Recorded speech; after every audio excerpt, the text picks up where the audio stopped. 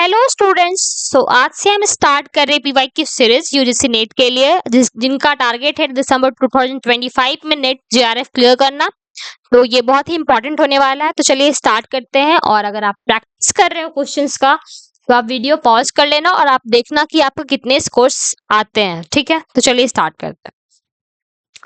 First question है, who among the following thinkers propagated the idea of education of the most talented.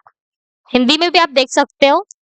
Option A है Immanuel Kant, B John Paul Sartre, C Aristotle and D Plato. तो इसका correct answer है प्लेटो। तो questions ऐसे ही repeat होते हैं, अगर मतलब सेम तो क्वेश्चंस रिपीट नहीं होंगे बट कॉन्सेप्ट सेम रहेगा। एरिस्टोटल जो है वो कौन से लाइन प्रोपोगेट किए हैं ये आ सकता है क्वेश्चंस। जॉन पॉल सार्त्रे ने कौन सा लाइन दिया है। ठीक है, तो ऐसा क्वेश्चंस रिपीट हो चुके हैं, बस सेम ऐसा क्वेश्चंस आते रहते हैं। तो ये जून 2019 में आ चुका है ये क्वेश्चन, सारे पीवाईक्यूज हैं। तो अच्छी लग रही है वीडियो को तो लाइक शेयर एंड सब्सक्राइब कर देना। तो चलिए देखते हैं नेक्स्ट क्वेश्चन।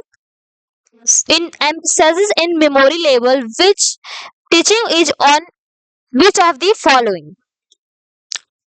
तो फर्स्ट ऑप्शन है organisation of thoughts and ideas, second है seeing of relationship among facts, third है systematic presentation to enable quick reproduction, fourth है क्रिटिकल थिंकिंग, फिफ्थ है mastery of concept sequencing of facts and sixth है segregating one feature from another.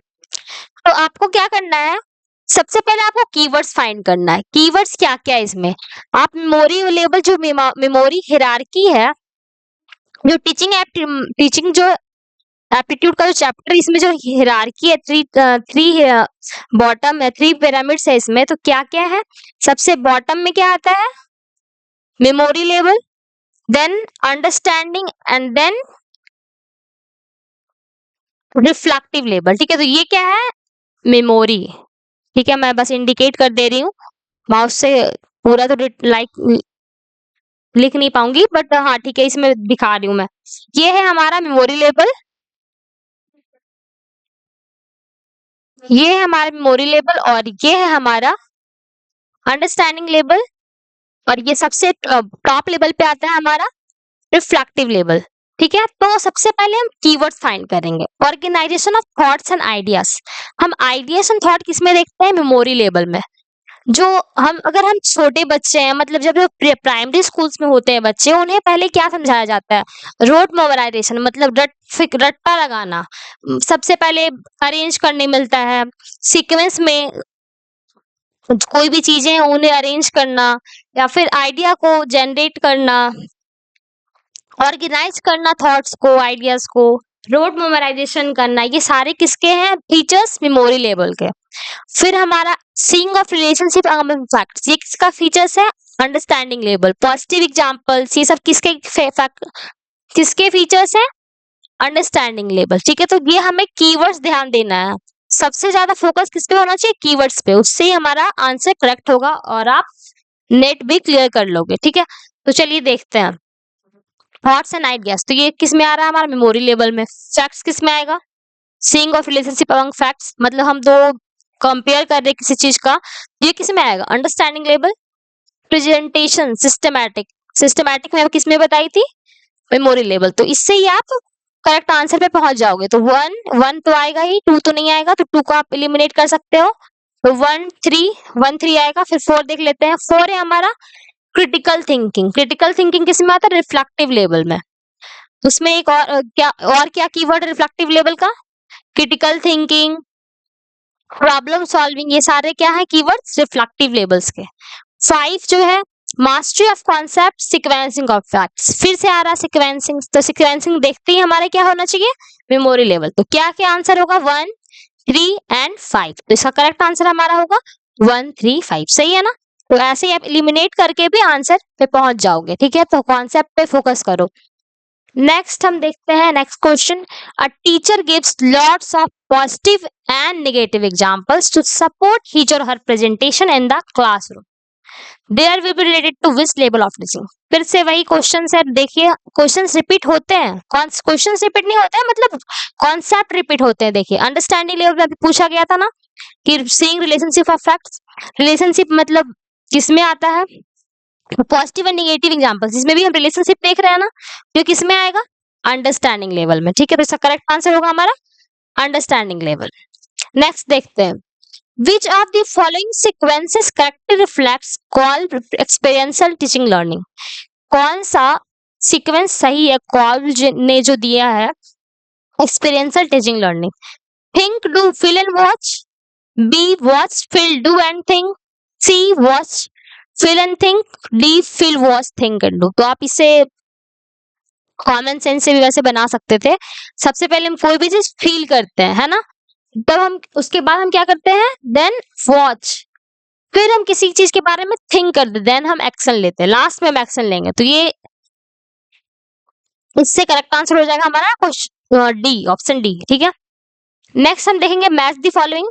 Match the following भी अभी बहुत आ रहे हैं, और देखिए ये सारे कॉन्सेप्ट अगर आपको क्लियर है आपका, तो आप ट्रैक कर लोगे नेट। ठीक है, तो देख रहे हो ना, memory level, recall of facts and information. मैं बताई थी ना कीवर्ड्स, रिकॉल करना, नोट मेमोराइजेशन करना, ये सारे किसके कीवर्ड्स हैं, मेमोरी लेवल के। तो बी का क्या होगा, 3, बी का 3 किस में है, सी में, तो इससे ही करेक्ट आंसर हो जाएगा। फिर भी हम आगे देख लेते हैं ऑटोनॉमस लेवल, जिसमें हम क्या देखते हैं, अफेक्ट्स एंड फीलिंग्स। ठीक है, तो अफेक्ट्स एंड फीलिंग्स ए का 2 हो जाएगा। अंडरस्टैंडिंग लेवल में मैं बताई थी, क्या बताई थी, seeing of relationship among facts, मतलब फैक्ट्स देखना, एग्जांपल्स देखना, ये किसके फीचर्स है, अंडरस्टैंडिंग लेवल के। ठीक है, नेक्स्ट देखते हैं रिफ्लेक्टिव लेवल। रिफ्लेक्टिव लेवल में क्या आता है, प्रॉब्लम सॉल्व करना। ये किसका होगा, डी का 1। तो ये किसका करेक्ट आंसर क्या हो जाएगा, आप बताओ, सी, सी इसका करेक्ट आंसर है। चलिए, लर्निंग स्टाइल और कैरेक्टरिस्टिक्स को मैच करना है।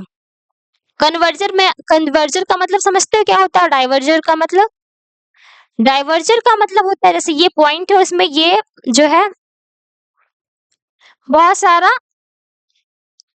डिफरेंट डिफरेंट मतलब आइडियाज हो रहा है, वो होता है डाइवर्जर। कन्वर्जन मतलब concentrate on one thing, diversion मतलब कॉन्सेंट्रेट ऑन डिफरेंट थिंग्स। ठीक है, तो ये हो गया।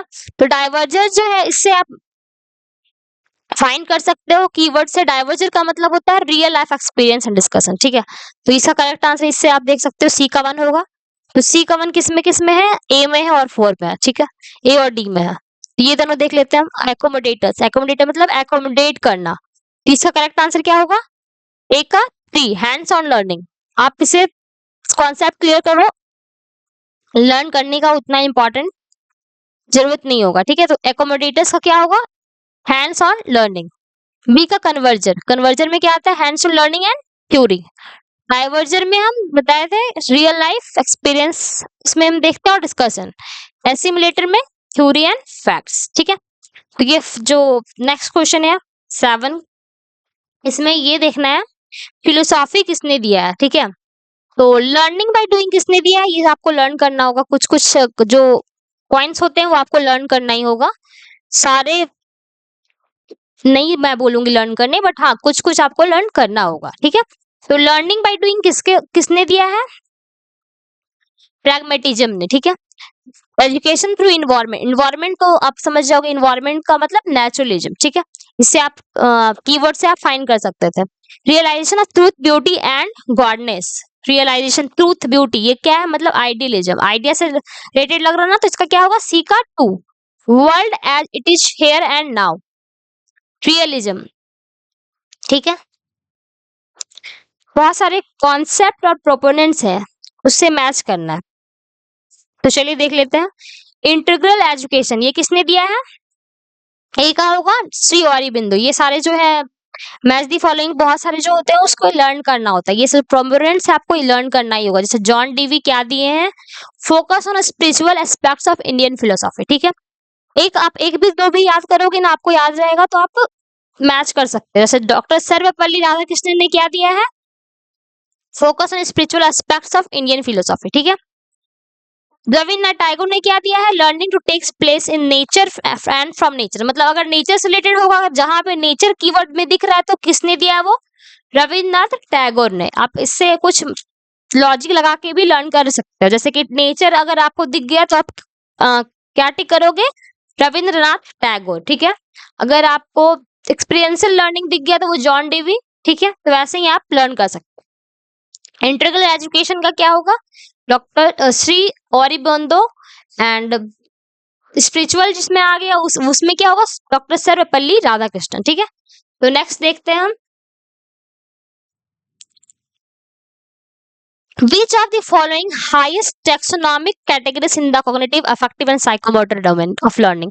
तो आप ये इसका एक शॉर्ट फॉर्म भी है, जैसे कि साइकोमोटर हो गया, cognitive affective.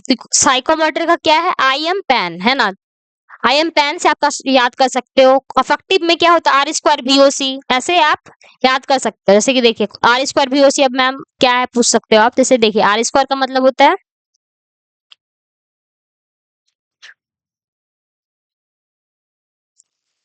I am pan का मतलब इमिटेशन, मैनिपुलेशन, ठीक है।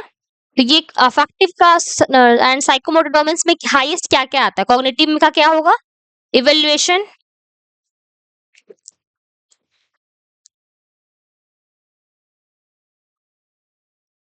नेक्स्ट देख लेते हैं, man is born free but is everywhere in chance. This statement was given by, किसने दिया ये स्टेटमेंट, जॉन जैक्यूस रॉशियो ने, ठीक है। सो आई होप यू ऑल